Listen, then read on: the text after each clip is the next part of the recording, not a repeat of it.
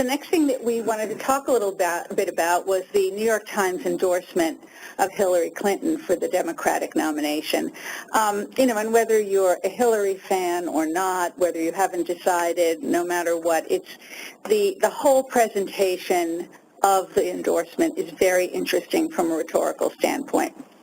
It's also short. It's short, yes. It's short, and, even the picture, which you see on the slide here, shows Hillary looking very serene, very leaderly, Very much dressed in black, looking into the future, looking up.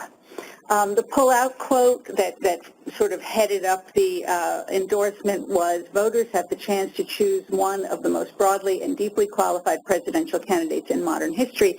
And the byline, which is unusual in the Times, was "by the editorial board."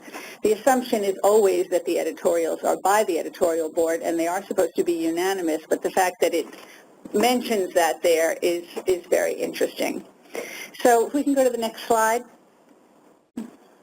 We want to look at the rhetorical strategies here. Who's the audience? What's the occasion? How is the evidence? What evidence is presented? How are these counter-arguments addressed? How even-handed is the argument? Where are their appeals to pathos? Okay, so we're going to go through it little by little, bit by bit. I think most of you have a copy of it to look at. I'm sure you'll notice things that we haven't even mentioned, but we just wanted to draw your attention to a few aspects.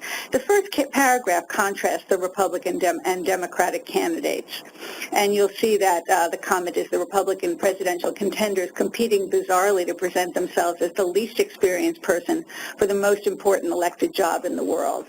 And then on the other hand, Democratic voters, on the other hand, have a chance to nominate. So right from the start, we see the case that's being made for Hillary. You can go to the next slide. You've probably seen some of these graphics where the important words are colored. There have been some really interesting ones, especially from Donald Trump, the kind of words that he uses a lot of: tremendous, tremendous, tremendous. But if you take a look at some of these words here that we've pulled out: painful, bombarding, empty propaganda, bizarrely, substantive, real issues, chance, deeply qualified. These are heart words to a large degree. They're appeals to pathos. They're emotional, although of course abstract as well. And this is the introduction. Mm-hmm. So this is sort of setting the tone. And one of the questions was, why was this done in January? I mean, why couldn't they have waited for a while? What was the occasion that brought about this endorsement at that, by all lights, an early time? Yeah. The next paragraph, the second paragraph, if we could change the slide, it's the only one that talks about the fact that Hillary's a woman. I found it interesting that, it plays it very short. She's the first woman nominated by a major party. There's a list of her credentials, and then I thought a kind of funny turn of phrase, not to mention her experience on the national stage as First Lady with her brilliant and flawed husband, President Bill Clinton. It made me think way, way long ago of Soupy Sales, who used to say, "I told you not to mention." And then that's out of the way. We're done with her as a woman. Can we go to the next one? Okay. The next three paragraphs, or four paragraphs, address the counter-argument. It acknowledges Bernie Sanders' good influence and his weaknesses. So he's brought income inequality and the lingering pain of middle class to center stage, and he's pushed Clinton a little bit to more to the left. But they say, in the end, his plans aren't realistic. And again, they tout Hillary. She has very good and achievable proposals in both areas, and this is banks and health care reform. Again, back to Sanders, his relative record on guns is relatively weak. However, he scored some rhetorical points against Mrs. Clinton for her long-standing ties to Wall Street. Okay, the next one, I want to talk a little bit about the one Robin just was analyzing, because the even-handedness of that one, you know, the question is, how even-handed is it? And we all know that kids say that the counter-argument is the hard part. You know, why don't I just leave that out? Why do I bring it up? Right. Tuesday sales, not to mention. And that one is so interesting, because it's as though they just know, they know their audience. They know their audience is going to say, but this, but this, but this. And so they really take all of that on before bringing up her experience. So this is an interesting one to say, let's flip it and see what happens. You know, that she's all about women and working people. It's not just she's done her homework. She's done her homework on anything, everything. She was Secretary of State. She traveled to all these places. She showed her willingness to learn about trade and thus to change her mind. So before they begin to enumerate her strengths, the editorial board really goes after Bernie's possibilities and the things he's done to make this a better competition, if you will. Right. And I think that's important. Again, ask, why did we do it that way? Why not start with her experience and then say, well, on the other hand, Bernie had some good points. It'd be interesting to just talk to students about that structurally, well, how that argument's working. I love this one line, too. Mrs. Clinton has done her homework on pretty much any subject you'd care to name. So the tone is conversational here. You know, the New York Times is getting off its high horse a little bit to talk to you, you know, person to person a little bit here. Okay, the next slide, the concession and refutation. Here again, there's some, the editorial board addresses the criticism of Hillary, that she's hawkish on the use of military power, that she's been accused of flip-flopping, but she's shown a refreshing willingness to learn and to explain, more likely to help workers displaced by the forces of trade, honed a steeliness that will serve her well in negotiating. And I know, Renee, you wanted to talk about that word a little bit. Well, I mean, here, I think just the construction of the sentences, the syntax itself is yes, but, yes, but. I mean, they're, again, not ignoring the criticisms of her, but addressing them one at a time. It's very traditional concession and refutation. Again, this is one reason Robin and I chose this argument, because it's a kind of, uses all the classic techniques of argument.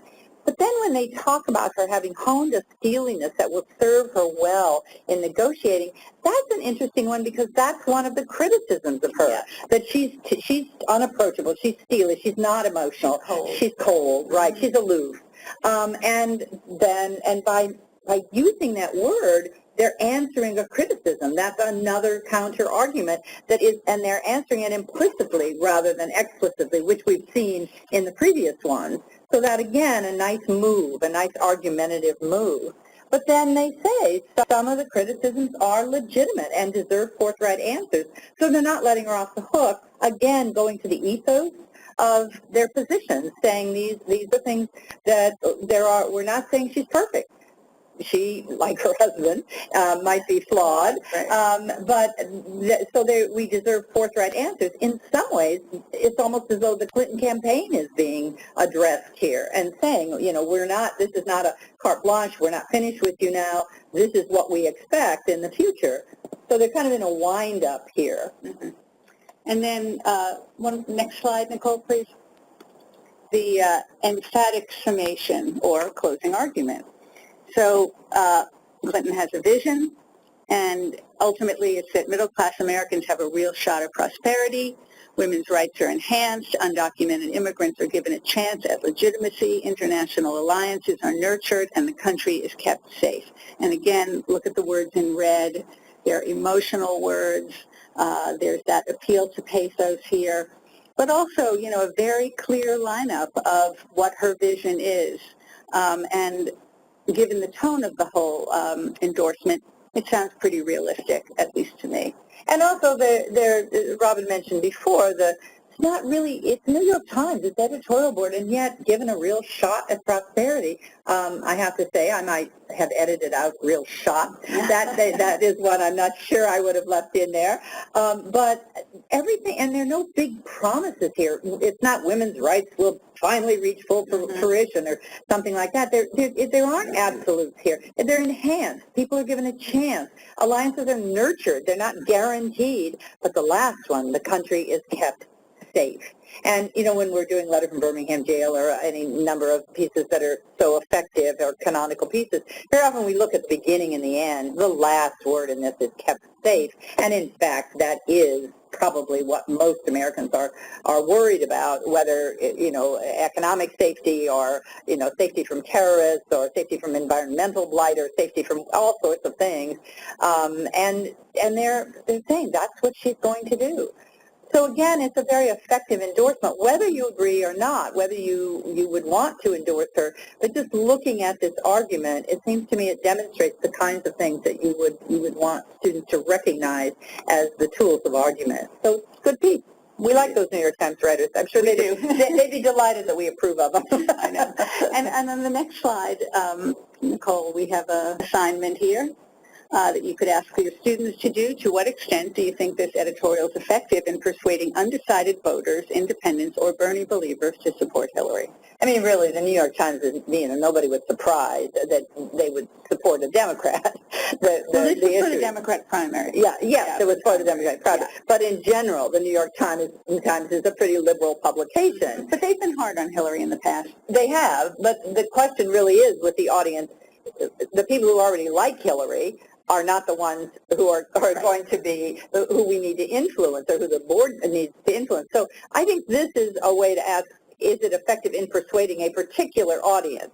The people who are saying, well, I still need to look at this, I like Bernie, or I just don't know, or I'm not a Democrat or a Republican, I'm an independent. What in this editorial addresses their concerns, what in this editorial ignores their concerns, or is fairly ineffective or not very persuasive. So I think that would be a fair place to start with a discussion. And then, of course, we're English teachers, so we have a writing assignment. Mm-hmm. Here we go. Thank you, Nicole. Is that for the Republican Party, as Robin said, this was for the Democratic primary. For the Republican, the Times says this is who we think should be given the nomination by the Republican Party, my governor, John Kasich. And so you might want to have them look at that because, again, they're a fairly liberal publication, and why do they support Kasich? We're not going to analyze that one here. We have the link. You can find it on your own. But now we'll go to the writing assignment. But we have an assignment. Yeah. Go to the next slide. There we go. An unsigned editorial in a newspaper means that all of the members of the board share the same opinion. So we suggest you have your students work in small groups and write an editorial board endorsement of a candidate. You can choose to endorse a presidential candidate or look at a local political contest, even one at your own school. I think this groupthink and the idea of coming up with an editorial, which I think this one is, about 1,000 words, isn't it, this editorial? Maybe 750, mm-hmm. But it's not very long. And this idea of becoming a board and reaching consensus and coming up with an assignment we thought would be pretty interesting. Nice in-class argument. Yes, yes. To write. Yeah. Thank you. So do we have any questions or comments on this one? The biggest question we're getting is, will you guys be sending out the presentation and all the links? Well, I believe that is we will be. Nicole, that's kind of your question, yes. and we are happy to have this, and we can comment a little bit toward the end of it, but at the very end we put together a whole bunch of resources. We tried to look for resources that would move across time because every day there's another ad, or there's another speech, or there's another whoop-de-doo, or another op-ed piece. So there's so much out there. But we tried to look at some pieces, like one of the pieces, there's a new book on women who've run for president. Interestingly, I didn't realize that one of the women who ran for president did so even before women had the vote. And so, we tried to look at some things like that would give more of a bigger view, maybe a little bit longer lasting. There's a show on CNN right now about presidential elections, and John and Larry also added some things on media bias and different ads, but I think we'll let them talk about that. But yes, it will all be available to you, and we would still love to hear comments. My only additional comment was we are going to be sending out the presentation within a day or two, so I said it in the chat, and I'm sending some of the links in the chat as we go as well, but you will be receiving the full presentation with all the links within the next couple days. Okay. All right. Thank you so much.